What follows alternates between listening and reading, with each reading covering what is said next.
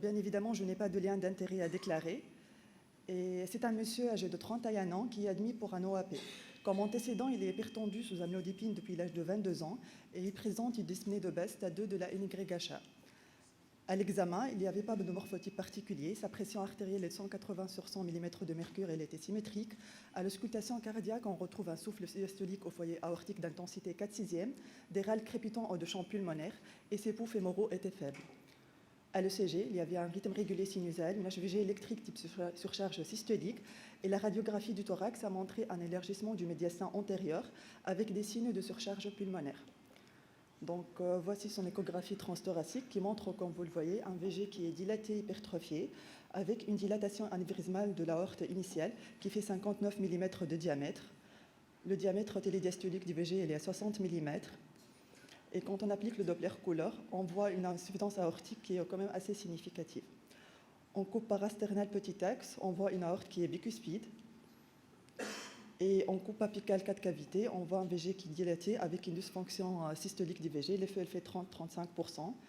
Les pressions de remplissage sont élevées avec un profil mitral type restrictif. Et on voit un strain global longitudinal qui est altéré. La fonction systolique du VD, elle était conservée. Et quand on passe en coupe suprasternale, on voit une aorte qui est bien déroulée dans sa partie initiale, mais on ne la voit plus au-delà d'un sens de l'artère sous-clave. Et au Doppler, on voit une petite accélération du flux systolique sans prolongement diastolique. Et l'aorte abdominale elle était non battante avec un flux qui est amorti à son niveau. On a complété par une échographie transaortique qui a montré une aorte initiale anévrismale, une insuffisance aortique sévère excentrée avec une bicuspidie type 1. Et malheureusement, on n'a pas arrêté l'examen car le patient il était très encombré et ne l'a pas toléré. Puis on a complété par un angioscan aortique qui montre, comme vous le voyez, une atrésie aortique juste à quelques millimètres au départ de l'artère sous-clave gauche. Et comme vous le voyez, l'aorte initiale elle est anévrismale. Ici, on voit la circulation collatérale qui est assez développée et qui irrigue la partie aortique post-sténotique. Pour récapituler, notre patient il a une bicuspidie aortique avec une insuffisance aortique qui est sévère, une dilatation anévrismale de l'aorte ascendante et qui une coarctation de l'aorte.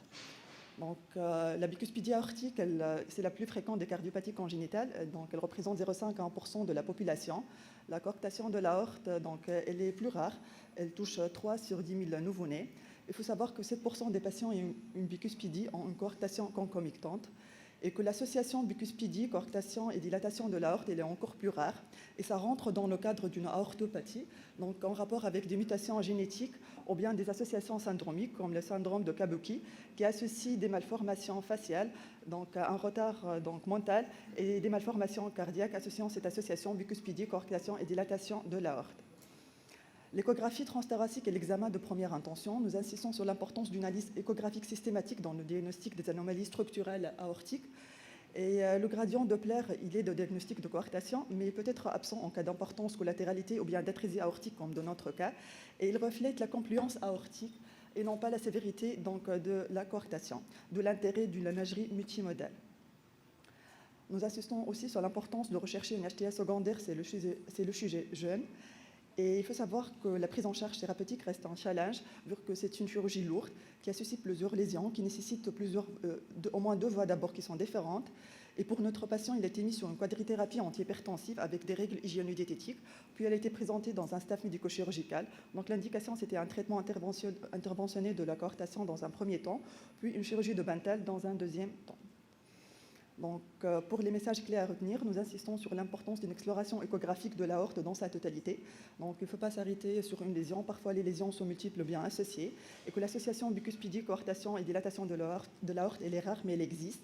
Et nous insistons aussi sur l'importance d'une prise en charge multidisciplinaire dans la prise en charge de nos patients.